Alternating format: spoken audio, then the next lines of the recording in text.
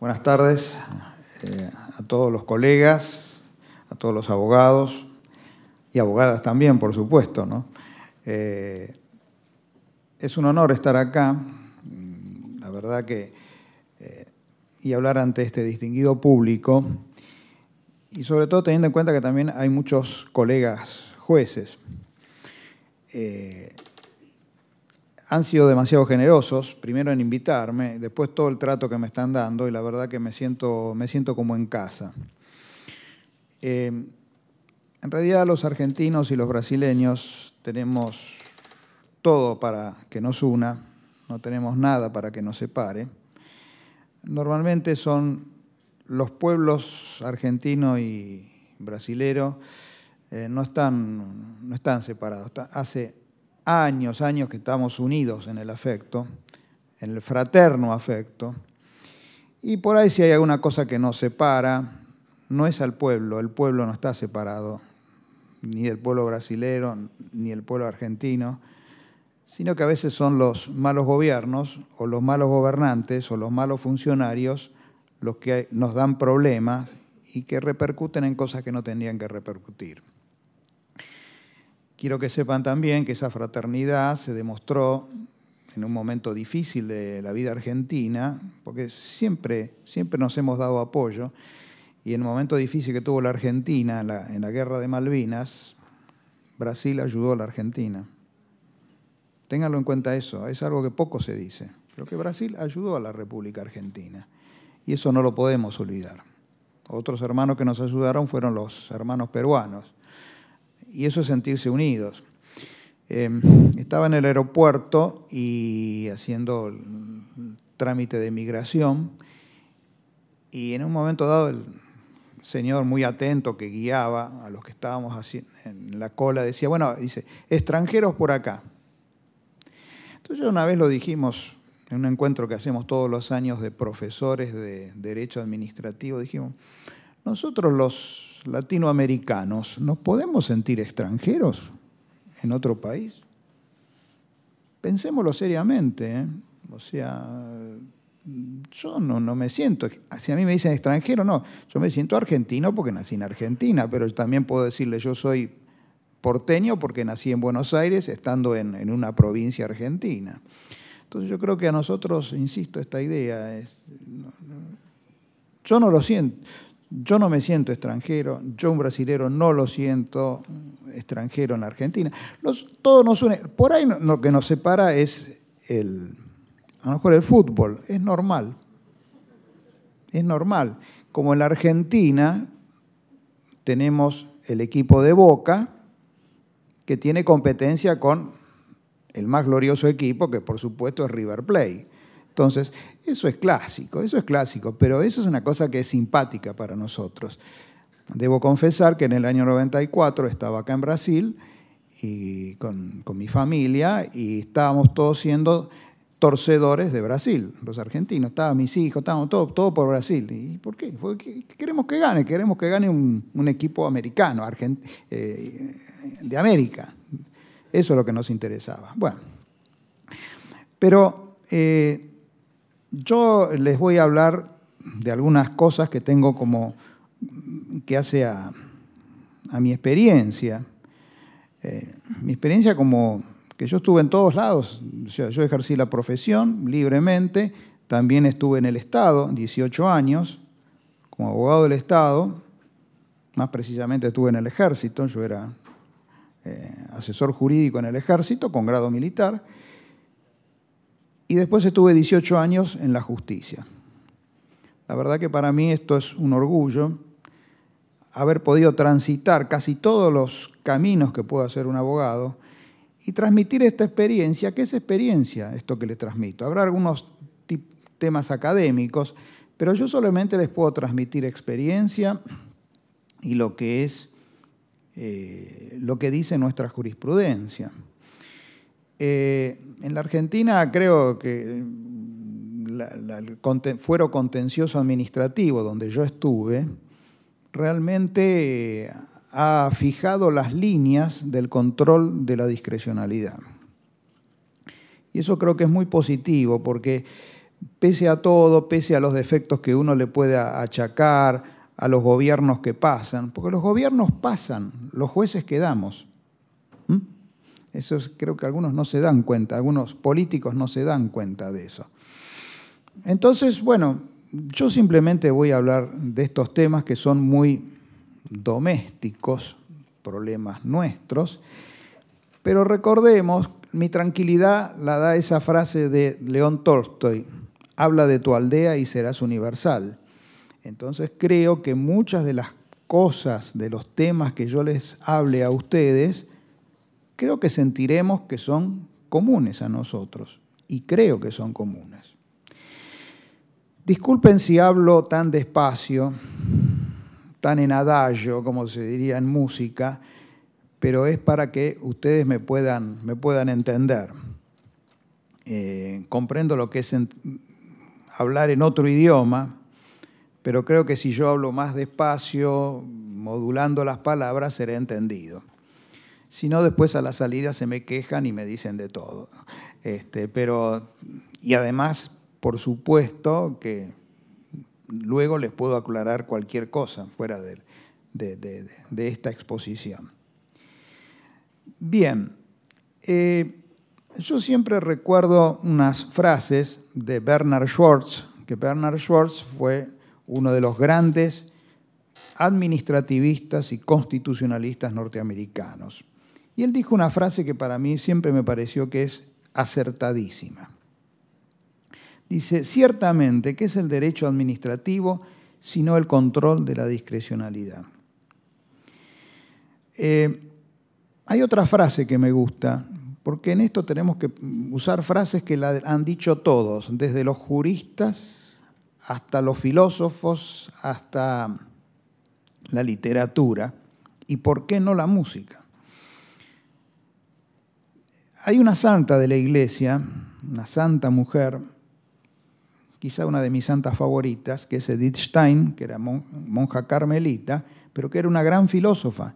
Escribió un trabajo, un ensayo titulado Sobre el Estado, que es una maravilla. Ella dice: una resolución absolutamente arbitraria, sin fundamento de algún género, es impensable. O sea, nosotros, los jueces, luchamos ante lo que para nosotros no puede ser pensado, no es racional, es absurdo, es el absurdo. Quiero aclarar que yo digo nosotros los jueces. Aunque yo estoy jubilado, no sé cuál es la palabra exacta en portugués, aposentado. En Argentina los jueces somos retirados como un militar que se retira, porque nos pueden volver a llamar, nos pueden convocar a continuar prestando servicio como juez en actividad. Por eso le digo. Y yo me siento muy unido a los jueces, que es algo maravilloso. Yo he sido muy feliz siendo juez, con muchas preocupaciones, hasta temores, pero es lindo, es bello. Bien, hay otro autor, que es García Enterría, que decía: podemos decir que es en general la historia misma del derecho administrativo la lucha contra las inmunidades de poder. ¿Qué es lo que pasa? El poder quiere hacer cualquier cosa. Se ha invocado la discrecionalidad, y los jueces la han invocado, para no controlar. El control de la discrecionalidad, creo, es uno de los temas más difíciles en el derecho administrativo, la tarea que puede llevar a cabo un juez. Es casi a veces, uno podría decir una expresión que tenemos nosotros, adrenalina. Hay mucha aventura, mucho decir, bueno, ¿qué hago acá? Puede haber temor también. Y puede haber lo que es para mí uno de los, bueno, y para muchos, por supuesto, uno de los grandes defectos del juez. El self-restraint, el autolimitarse. No quiero hacer esto, ¿por qué no? Hace muchos años, cuando yo era estudiante, era común decir las potestades, el ejercicio de las potestades discrecionales no es controlable por el juez. O sea, se ejercía la discrecionalidad y eso no era controlable, era mala palabra. Y eso es el punto difícil del derecho administrativo. ¿Cómo controlamos la discrecionalidad? Pero hay que tener en cuenta algo. El derecho administrativo, tanto en Francia como en la Argentina, ha tenido mala fama. Los administrativistas tenemos mala fama. ¿Pero por qué? Porque se entendía que el derecho administrativo, para lo único que servía, era para justificar los abusos del poder, para justificar la arbitrariedad. Esa visión, que quizás en algún momento dado pudo estar justificada, ha cambiado por suerte. Hay un profesor español que dice, que ha escrito, el derecho administrativo es un derecho para la libertad. El destinatario, además, del derecho administrativo es la persona. Y uno dice, ¿y el Estado, el estudio del Estado, de los elementos del acto administrativo, la organización administrativa? Todo eso está al servicio de la persona. Todo es para que el Estado sirva bien a la persona. Diríamos filosóficamente, a lo mejor alguno se enoja conmigo, pero esto es el personalismo en el derecho administrativo. La teoría de Maritain. No, él no era jurista, pero para eso existe. Y además, si el Poder Judicial, si el juez no controla, el derecho administrativo no tiene sentido. No tiene sentido el derecho administrativo si no hay control judicial. Pensemos eso. Entonces, esas son las ideas iniciales, preliminares, que debemos tener en el estudio de la discrecionalidad administrativa, porque es un tema que no se agota nunca. En España, en la década de los años 90, hubo una gran discusión. No sé si alguno de ustedes tendrá referencia.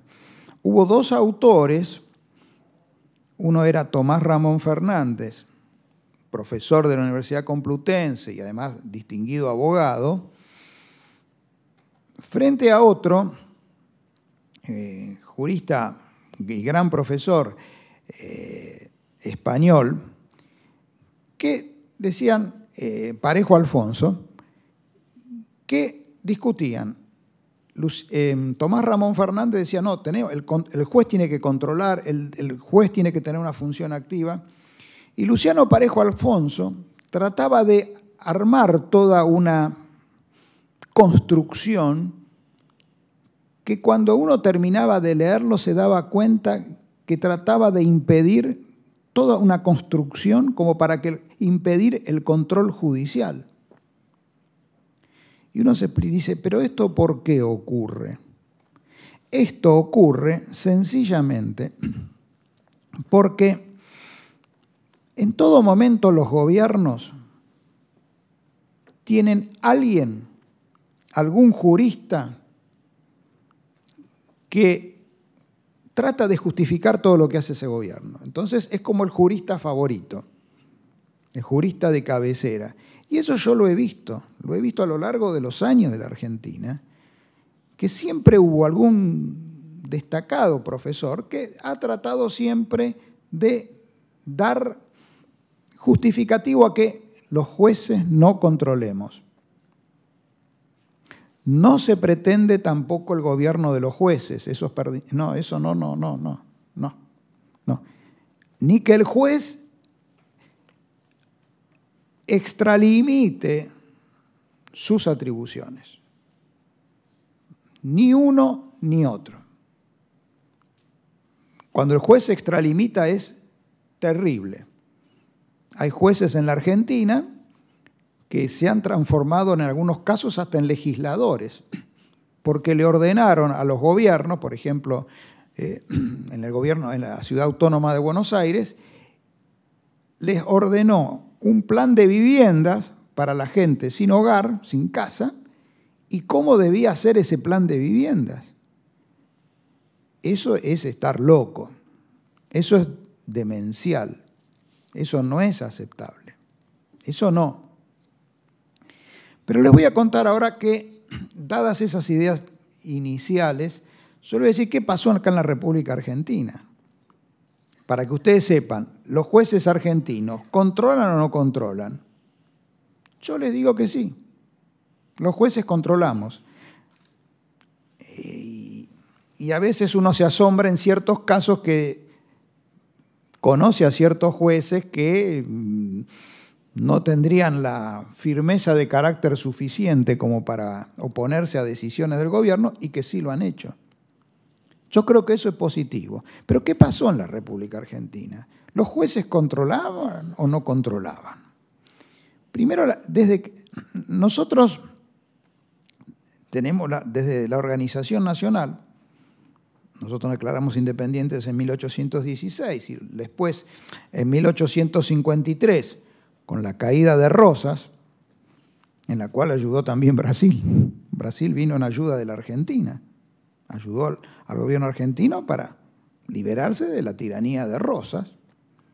En la Argentina estamos divididos todavía, ¿eh? Hay gente que todavía lo quieren a Rosas. Y yo diría que casi todos son rosistas en Argentina. Yo por suerte no estoy ni con uno ni con otro. Rosas tuvo bastantes errores y sobre todo lo que menos hizo fue respetar la libertad de las personas. Pero la cuestión es que la Corte Suprema, tenemos la Constitución de 1853 y en definitiva la Corte Suprema se instala en 1863. ¿Qué tenía la Corte Suprema en ese momento?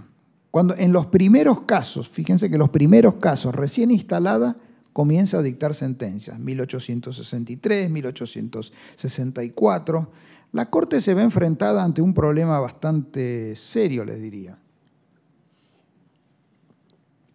Quedaba el recuerdo del gobierno de Rosas, donde no había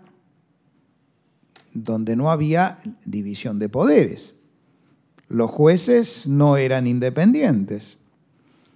¿Pero qué fue las primeras cosas que dice la Corte? Limita el control de los jueces porque considera que si el Poder Judicial lo obliga al Poder Ejecutivo a estar en sus estrados, está afectando la división de poderes. Entonces, ustedes preguntarán, ¿y si uno reclamaba una indemnización al Estado, qué ocurría? Había que solicitar la venia legislativa, la autorización al Congreso para demandar al Estado. Y un dato importante, nunca el Congreso de la Nación negó una autorización para demandar al Estado. Pero además había otra idea en esa época. La idea era, y lo dice la Corte en uno de esos primeros fallos, está de por medio la buena fe del Estado, del Poder Ejecutivo. Entonces había una confianza fundada en que iba a actuar bien. ¿Por qué? Porque no teníamos en esa época una burocracia tan abultada como la tenemos ahora. Entonces, los funcionarios hacían las cosas bien en ese sentido. Y a partir de eso, de 1863 en adelante, yo les diría hasta 1929, prácticamente la Corte insistió en esta misma idea. El Poder Judicial debe saber estar dentro de su competencia. No se puede extralimitar. Se entendía que si no, se afectaba la división de poderes. Era un poco el argumento de la Revolución Francesa. Se afecta la división de poderes si el Poder Judicial juzga al gobierno. Y así aparece con el tiempo la justicia administrativa. Bueno, y después, sobre todo después de la ley del 24 de mayo de 1872, ya el Consejo de Estado actúa como un tribunal. Bueno, la justicia en la cual yo estuve, aclaro, era una justicia integrada en el Poder Judicial, no era una justicia administrativa dentro de la administración. Bueno, pero esta buena fe que yo la quiero destacar, que decía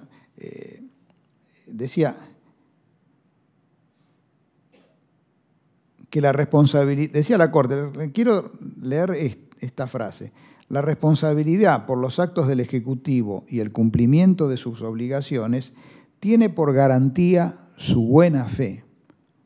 Repito, había confianza.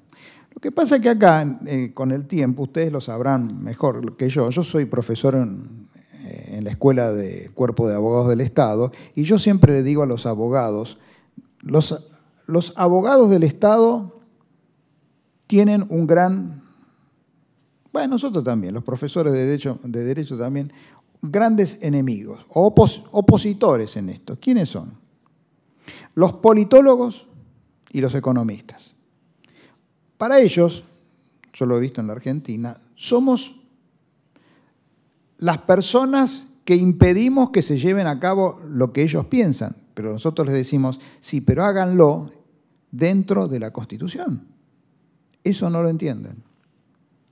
Eso son discusiones constantes, constantes. Cuando uno les dice, no, es el derecho, la Constitución sobre todo, por supuesto, pero lo que marca es el marco jurídico de la actuación del Estado, el Estado se somete al derecho, ellos dicen, no, es la política la que lo conduce.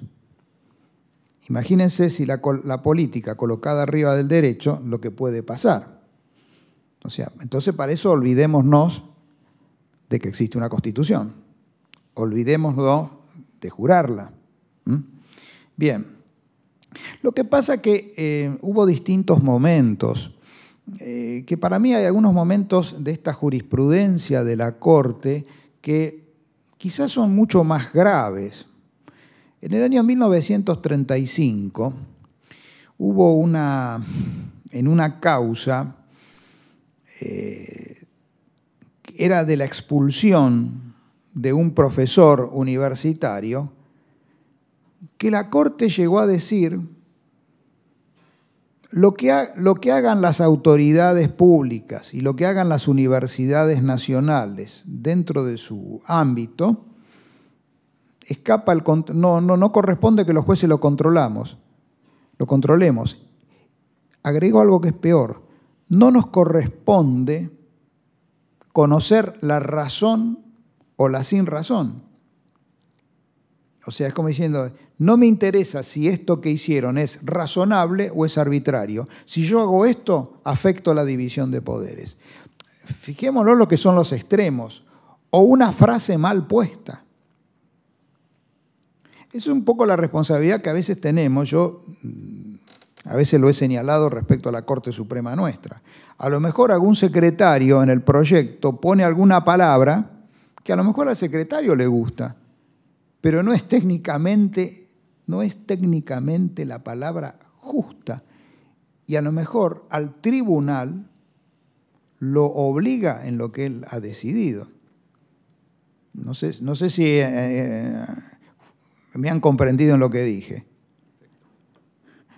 Ahí está la responsabilidad de los secretarios, de los relatores. Es muy importante. Y hasta muchas veces tratar de evitar nosotros diríamos demostrar que uno sabe mucho. Lo digo porque yo también fui secretario de la Corte Suprema, así que algo de experiencia tengo en esto.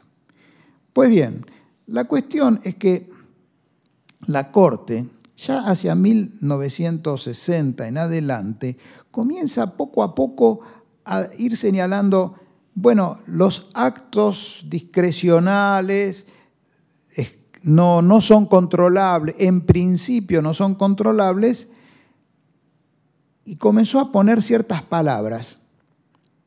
El mundo ha cambiado muchas veces y hasta la filosofía por ciertas palabras, ¿no?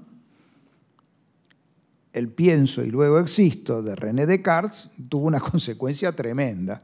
Pienso, luego existo. Bueno, y la Corte, poco a poco, puso algunas palabras. Por ejemplo, salvo que las decisiones no hayan respetado los derechos y garantías constitucionales de los interesados. O sea, acá sí ya entraba. Decía, no, está bien, no lo controlo, pero se respetaron los derechos y, entre otros, el derecho de defensa. Entonces, ¿y cuál ha sido otro elemento que ha tenido el Poder Judicial argentino? Es el control por el juicio de razonabilidad. El juicio de razonabilidad que lo habíamos tomado para el control de constitucionalidad de las leyes a través del juicio de razonabilidad fue trasladado al derecho administrativo. Y esta fue como la gran cuña, a ver, no sé si la palabra es correcta, como espolón en un barco, los viejos barcos, con espolón, o la punta de lanza, hablemos militarmente, a través de la cual el Poder Judicial comenzó a controlar y cada vez más a los actos de los poderes públicos. Esta doctrina, esta evolución de la Corte, tiene sus idas y venidas. Uno de los puntos tremendos fue el control de los llamados decretos de necesidad y urgencia, que son los del artículo 62 de la Constitución Federal, que habla en caso de relevancia y urgencia, ¿no? Es decir, eso es lo importante. Nosotros tenemos en la Constitución Nacional los decretos de necesidad y urgencia. Pero hubo alguna doctrina desde mi punto de vista interesada, que decía, en la Constitución está previsto el procedimiento para el control. ¿Cuál es el control? El que hace el tribunal, el Congreso. Entonces, según algunos, esto, por lo tanto, no lo puede controlar el Poder Judicial. Era una interpretación textual de lo que decía la Constitución Nacional. Y en algún caso que hubo, los jueces que firmaron en disidencia una sentencia dijeron, pero es increíble, dice, nosotros podemos declarar, el caso es del año 1999, no antes, perdón, de 1997, dice, nosotros podemos controlar la constitucionalidad de la ley, el producto emanado del representante del pueblo, y no podemos controlar la constitucionalidad de un decreto de necesidad y urgencia. Dice, esto es absurdo. Por suerte, la Corte en poco tiempo cambió esta jurisprudencia. Y la Corte, y en la actualidad la Corte Suprema nuestra, controla y hasta en momentos, en el 2010, en un caso muy difícil que hubo, porque estaban controlando unos decretos de necesidad y urgencia, y en el que el gobierno insistía que ¿cómo un juez va a controlar la constitucionalidad de un decreto de necesidad y urgencia que están sujetos? Este ministro lo que decía era, y además es abogado, decía, están sometidos a razones de oportunidad, de mérito y de conveniencia, o sea, que el juez no podía controlar. Por suerte, la Corte después, en otro caso, dijo que no quede duda que el Poder Judicial puede controlar esto. Es decir, había una posición firme, y existe en ese sentido en nuestra Corte Suprema una posición firme. Como diciéndoles, ojo, no digan nada de mis jueces. Digamos, uno se siente así digamos, defendido, porque a nosotros nos tocó en el fuero en la justicia contenciosa administrativa declarar muchas veces la inconstitucionalidad de decretos de necesidad y urgencia. Bien, esa jurisprudencia de la Corte, sobre todo, ha llegado a fijar pautas que creo que son muy importantes. Mientras en Europa uno ve que en la década del 90 había mucha discusión sobre cómo se hace técnicamente para controlar las potestades regladas o las potestades discrecionales, la Corte Suprema, en un caso del año 1992, en un caso breve, bien fundado, dijo algo que creo que para nosotros los administrativistas no es ningún secreto, y que ya insistía mucho en Argentina el profesor Gordillo. No existen actos administrativos ni totalmente reglados ni totalmente discrecionales. En definitiva, en ese caso se dijo, acá hay un control de legalidad. No existe la discrecionalidad absoluta. No existe. Existe un marco dentro de la ley.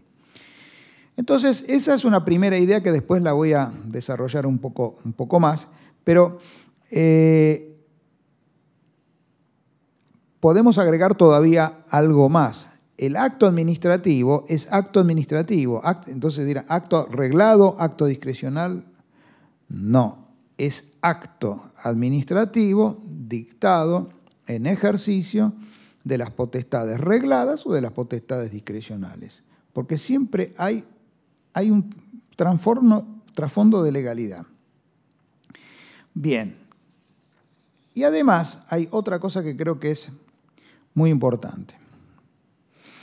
Algunos por ahí, como unos en las expresiones de este ministro que recién mencioné, creen que la discrecionalidad es algo que está más allá del derecho. El derecho es... Piense que frente a otros técnicos, los juristas somos una molestia. Los hombres de derecho y mujeres de derecho somos una molestia. El derecho es una molestia. El derecho impide la acción estatal. No es así. El derecho existe, el derecho administrativo existe para que, y el derecho constitucional primero, por cierto, para que la acción estatal vaya por el camino jurídico, por el camino que corresponde. Bueno, eso es lo... Entonces, siempre los tribunales argentinos han dicho, señores, esto se ejerce en el marco de la legalidad. Y cuando se controla un acto dictado en ejercicio de potestades discrecionales, se ejerce un control de legalidad. Siempre, siempre. En ese sentido, no los quiero aburrir, yo esto lo tengo escrito, es en algo que estoy trabajando hace muchos años y que espero algún día terminarlo, pero yo creo que esto es lo importante. Y creo que es importante destacar una frase de un colega mío, también jubilado, creo que algunos lo conocerán, el profesor Thomas Hutchinson, que él dice, en una sentencia, lo dijo cuando era magistrado, la discrecionalidad de la administración pública no es una potestad ilimitada, pues el Estado de Derecho no consiente tales potestades. Todas ellas tienen un ámbito que no puede ser excedido. Eso lo hemos insistido nosotros tremendamente e insistentemente durante muchos años. Ahora, hay otro tema que para nosotros es muy común. Los conceptos jurídicos indeterminados. Concepto jurídico indeterminado, que yo recuerdo cuando leí el libro, esa joya de García Enterría, que es La lucha contra las inmunidades de poder, me llamó la atención que él hablara de los conceptos jurídicos indeterminados. Entonces, claro, yo era joven en aquel entonces y dije, qué bueno, qué maravilla, Claro, era la posición que sostenían muchos autores para tratar de ajustar el ejercicio de la discrecionalidad. Y para limitarla y si era posible suprimirla. Hasta que después comencé a pensar y dije, pero ¿es posible que exista una única solución justa? Bueno, si uno le interpreta tal como lo escribieron, diría, tenía que ser una sola. Pero con los años uno se da cuenta que no existe una única solución justa. Es muy raro que exista.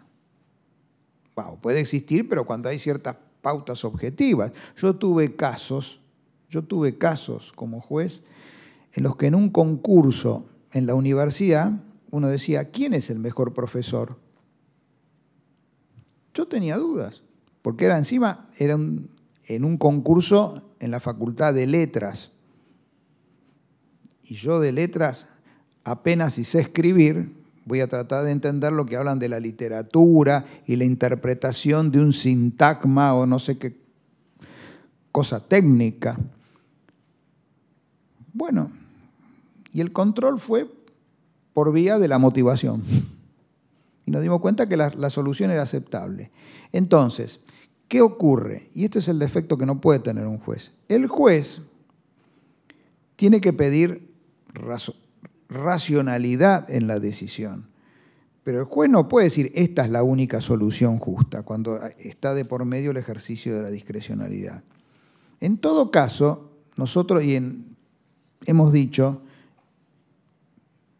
en alguna sentencia que redacté yo, lo escribí, dijimos, no, cuando el concepto jurídico es indeterminado, por ejemplo, la oferta más conveniente en una licitación o la idoneidad del empleado público que aparece en la Constitución Nacional, decimos, bueno, ese es un concepto jurídico indeterminado, está limitando a la administración, o sea, la persona, la oferta que se adjudica tiene que ser la más conveniente, pero hay que demostrar lo que es la más conveniente.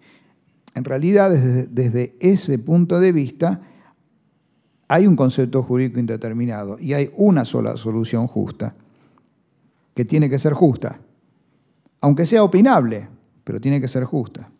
O sea, eso es. Este tema lo hemos desarrollado mucho con un profesor argentino y magistrado del Superior Tribunal de la provincia de Córdoba, que es el profesor Domingo Cecín, que ha escrito un libro sobre discrecionalidad administrativa que realmente es un libro excelente, es excelente. Sobre todo la segunda edición, porque la primera edición era la tesis doctoral de él. Quizás en muchos aspectos era muy teórica, y en la segunda edición la hizo con muchos más casos, porque en realidad el derecho se muestra en los casos. ¿Y cómo es que se ha ejercido el control del ejercicio de la discrecionalidad? Bien, en ese caso que yo les mencioné del año 1992, que el título es muy largo, así que no se los voy a dar, pero ahí trataron de resolver un problema muy acuciante en Europa. ¿Cuál era ese problema? Que no sabían cómo hacer para ejercer el control de la discrecionalidad. Estaban las técnicas que habían desarrollado los alemanes, técnicas complejas, los ingleses a través del control de la razonabilidad o de la proporcionalidad, los franceses. Bueno, en ese caso se dijo algo que para nosotros uno dice, bueno, pero esto es una verdad de perogrullo, una verdad. Se dijo, ¿cómo se controla el ejercicio de la discrecionalidad? A través de los elementos reglados, los elementos del acto administrativo. Competencia, fundamento, motivo, motivación, finalidad. Ahí, esto es como una planilla de chequeo en el avión, que antes de partir, se controla el acto ahí. ¿Y cuál es el último recurso que tenemos siempre, los jueces? El control de razonabilidad. El control de razonabilidad es algo constante.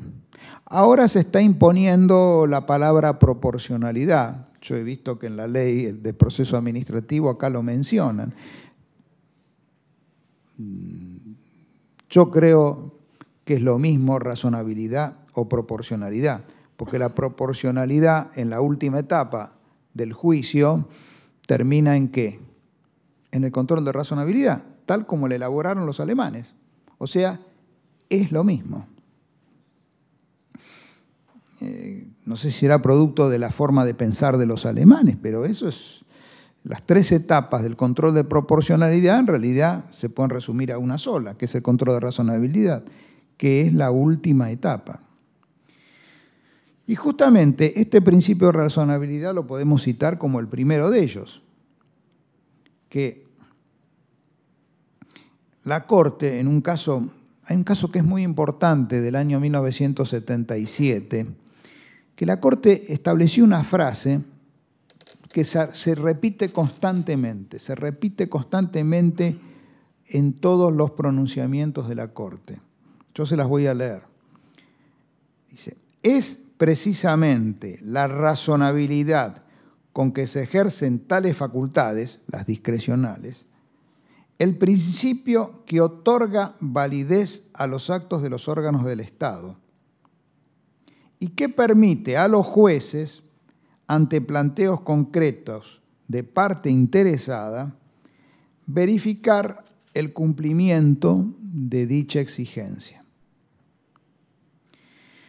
Quiero hacer un pequeño alto aquí y decirles, esta jurisprudencia en parte se justifica en ese momento. Hoy en día los jueces pueden controlar de oficio la constitucionalidad de las leyes y la validez de los actos administrativos. Eso lo pueden hacer, porque justamente los jueces, cuando juramos observar la Constitución y las leyes y los tratados. O sea, eso creo que es bien claro para un juez, es una obligación que tiene el juez. Bueno, y otro principio, en cierto modo, es la protección de la confianza, que la Corte lo ha ido introduciendo muy poco a poco. La Corte en eso ha sido bastante tímida, pero sí los tribunales inferiores.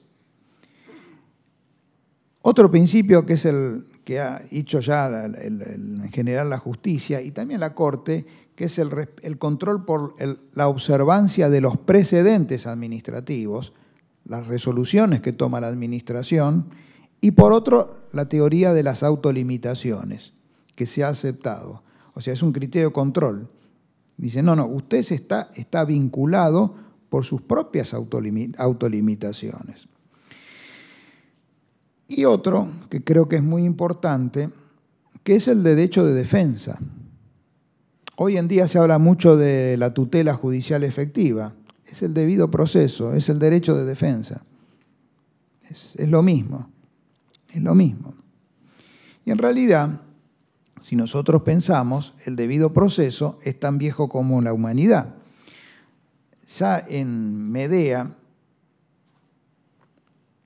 la obra de Séneca, dice Medea a Creonte que iba a juzgarla y quería condenarla, y dice, si actúas como rey, ordena, si como juez, instruye un proceso.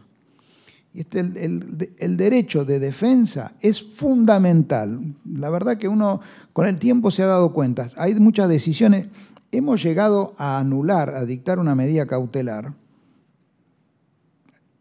contra la propia Corte Suprema de Justicia. Contra la propia Corte Suprema de Justicia. Nosotros, un tribunal inferior, lo hemos decretado. Porque la Corte sostenía que ningún juez la podía controlar a ella. Eso fue un absurdo. Nosotros dijimos, en mi tribunal dijimos no.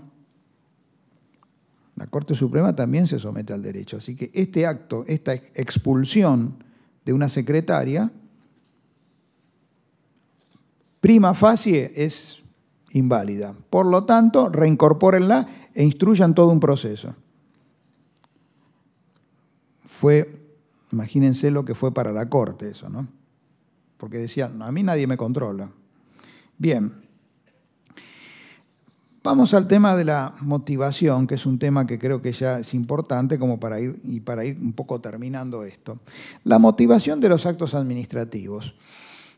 Nosotros tenemos una ley nacional de procedimiento administrativo que establece que el acto administrativo deberá ser motivado expresándose en forma concreta las razones que inducen a emitir el acto, consignando además los recaudos indicados en uno de los incisos que habla de la causa. O sea, fíjense, en nuestro derecho es hablar de la causa, de los antecedentes, un poco como dice el comienzo del artículo 50 de la Ley de Proceso Administrativo Federal, y la finalidad. Acá dice razones, no sé por qué utilizaron la palabra razones, pero eso nosotros lo entendemos como los fines. Esto es un poco también lo que dice Marcel Justenfilio, que dice, bueno, sí, ojo, la motivación es expresar los fundamentos, pero también el fin que se quiere obtener con ese acto, lo cual sí es importante. Ahora, ¿es necesario motivar los actos administrativos? Por supuesto. La doctrina ha dado muchas ideas. Uno ha dicho, son los principios del Estado de Derecho. Otro es, y que es el que tiene más fuerza, es la forma republicana de gobierno. La forma republicana de gobierno, que es trascendente, la forma que aparece ya consagrada en el artículo 1 de nuestra Constitución. Repito, las doctrinas han sido variadas en este sentido, pero casi podríamos decir que terminan en la forma republicana de gobierno. Porque creo que muchas veces hablamos de democracia, que es importante, pero a veces nos estamos olvidando de la república. Y que en realidad la democracia es una de las manifestaciones. Hablar muchas veces documentos de la Iglesia Católica hablan de la sana democracia, que es un concepto igual al de república. Y en derecho político se entiende también uno de los sinónimos de república es la democracia. Pero bueno, ¿deben motivarse todos los actos? Este es un tema que creo que acá lo tienen bien resuelto. Primero, en nuestro régimen jurídico hay que motivar todos los actos. No aparece ninguna excepción. Pero hemos tenido luchas. Piensen ustedes que la motivación de los actos administrativos no es algo tan viejo en Europa. En Francia aparece en el año 1979, porque antes había una limitación. O sea, ya Jean Rivero lo decía, y lo que pasa que esto, antes la idea de no necesitar motivar los actos partía de una idea autoritaria que se tenía de la administración pública. España ya lo tenía desde la ley del año 57. Italia lo tiene a partir del año 1990, con la ley 214. Entonces, ojo, no era algo tan extraño. Nosotros ya lo teníamos desde el año 71, pero igual ya desde antes se decía, tiene que estar motivado el acto. Es decir, expresar por qué se dicta ese acto y para qué. Hubo casos en los cuales la Corte nuestra sostuvo que bastaba mencionar los artículos de la ley que otorgaban competencia para fundar la decisión. Era algo extraño. Eran muchos casos iguales. Entonces yo estaba en la Corte en ese momento y yo pregunté, ¿Por qué dictaron esto? Dicen que es suficiente no dar las razones, sino mencionar las normas. Conforme lo que dice el artículo tal, tal, tal de la ley, yo dicto esto. Bueno,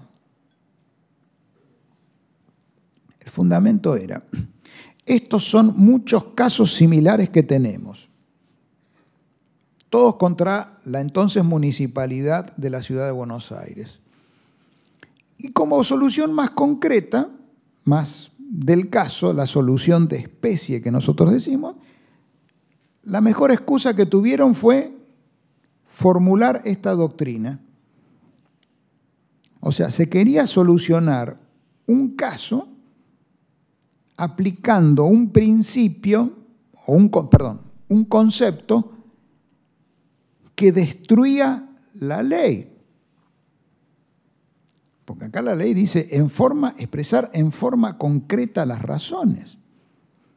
Por suerte, la Corte, ya en el año 2001 y posteriormente, ya en esta década, comenzó a cambiar eso. Y dijo, hay que decir por qué se hace esto. La motivación, la extensión variará según el caso, pero hay que decir por qué. Porque si no, no tiene sentido. Y en alguna parte dio a entender, no digan cualquier cosa, digan lo que corresponde.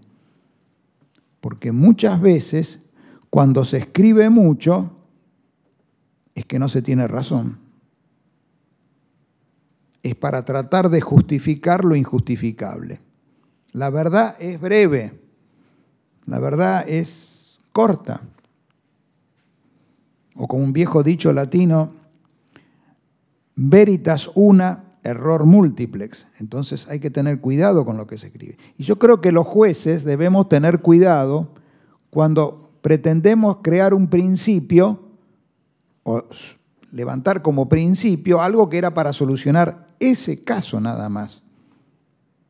Hay que ser prudente en esto. Creo que el derecho nos permite buscar, para lograr la solución justa, otros argumentos. Y si no sabemos encontrarlos, creo que no somos buenos abogados. Bien. Otro tema que creo que es importante es el poder de sustitución del juez. ¿Puede el juez sustituir una decisión de la administración pública? ¿Puedo designar yo, juez, a otra persona en un concurso? Bueno, estos son los temas creo que bastante difíciles. La Corte, o en una sanción administrativa, ¿puedo rebajar? ¿Puedo reducirla? Esto es todo un problema. Es todo un problema.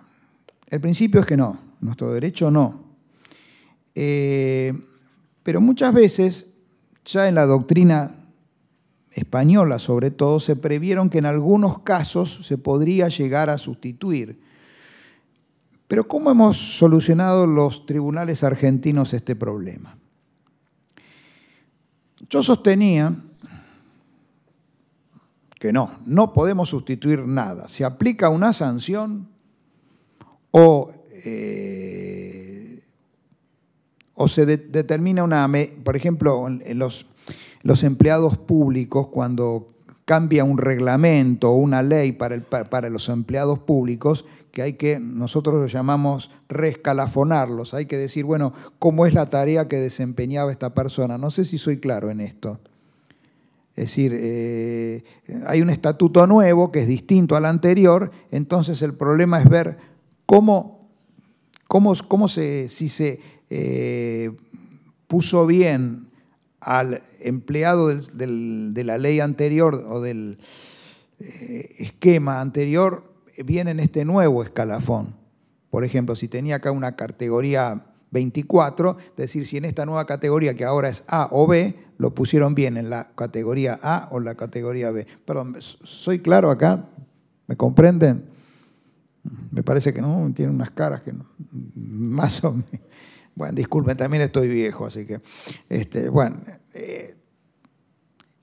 les voy a poner el ejemplo más sencillo. En ese caso yo dije, bueno, ojo, yo tengo ciertas pautas. ¿Cuál era el caso más sencillo? Una vez una sanción que el Banco Central le impuso a un banco, autoridades de ese banco. Las sanciones, nosotros dijimos, bueno, ¿qué hacemos? ¿Las reducimos o no? ¿O le devolvemos, anulamos? ¿Devolvemos el expediente a la administración, al Banco Central, para que le aplique otras sanciones? ¿Cuál fue la solución práctica? Porque eso es lo que tenemos que hacer los jueces, ver la solución práctica. Porque a lo mejor muchas veces devolver el expediente, devolver la causa, el expediente administrativo, no sé acá cómo le dicen al expediente, es difícil, porque ¿qué va a hacer la administración? ¿Sabe lo que hacemos? Cuando tenemos ciertas pautas que ya la propia administración nos la da, nosotros acomodamos. Por ejemplo, a un empleado A le aplicaron una sanción. A otro empleado le aplicaron una sanción distinta. A este le aplicaron una sanción menor. Y a este una sanción mayor. Pero los hechos que les imputaban, los hechos que le decían, usted cometió, vemos que eran los mismos. Y los hechos estaban reconocidos. ¿Qué hicimos nosotros? Redujimos. Redujimos al que le habían aplicado la sanción menor. Con lo cual evitábamos que volviera el expediente. Y muchas veces en este tema de los empleados, que le habían dado una jerarquía, una categoría que no correspondía, preferíamos solucionarlo nosotros si teníamos ciertas como líneas de pensamientos, ideas como para resolver nosotros. ¿Saben por qué? Porque si devolvemos a la administración pública, van a haber otros 5 años de juicio, seguramente. Entonces, es mejor que resolvamos nosotros. Yo ya, bueno, en esto imagínense que el problema del control de la discrecionalidad es un tema que es, por cierto, demasiado amplio, pero yo querría terminar diciendo algunas cosas que creo que la enseñan gente sabia.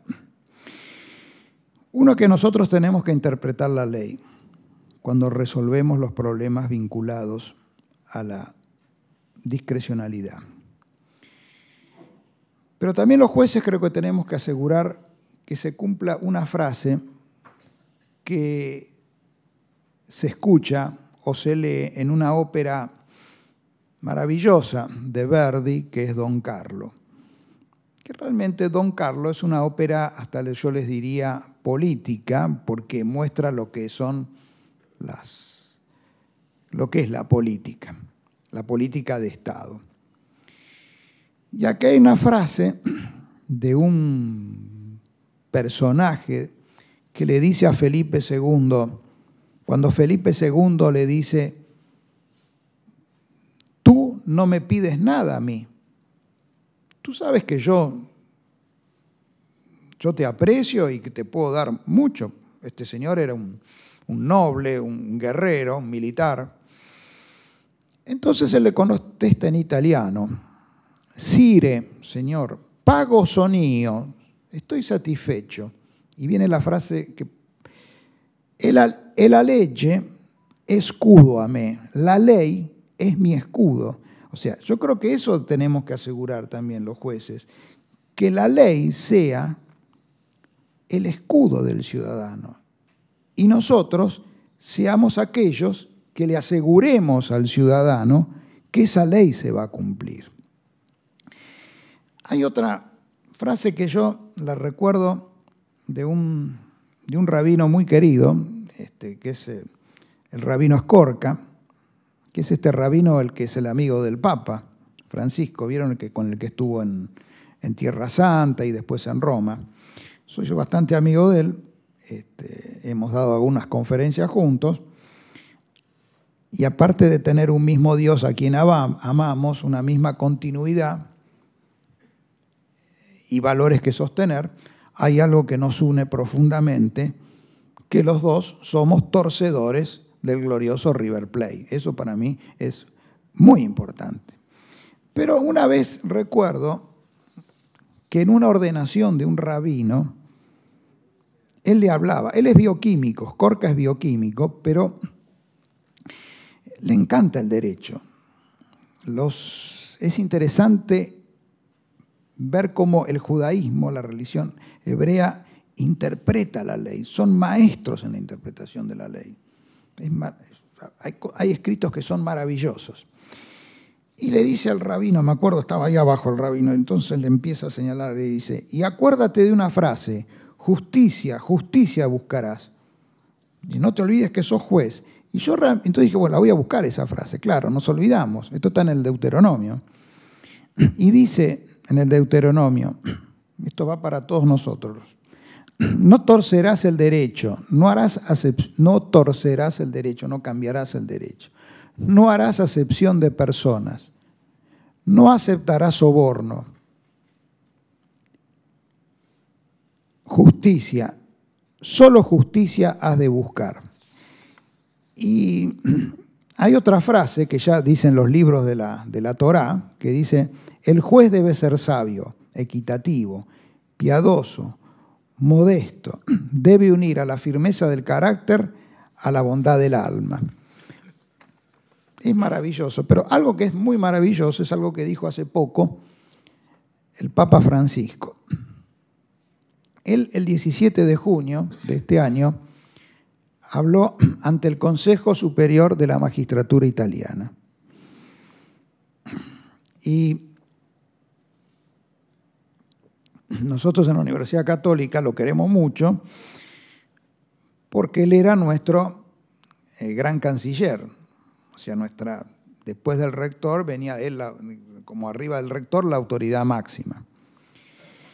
Y él acá hablándoles les dijo esta frase que me parecen que son maravillosas. No se lo voy a leer, es breve, ¿no? Pero dice, la certeza del derecho y el equilibrio de los diversos poderes de una sociedad democrática encuentran su síntesis en el principio de legalidad, en defensa del cual actúa el magistrado.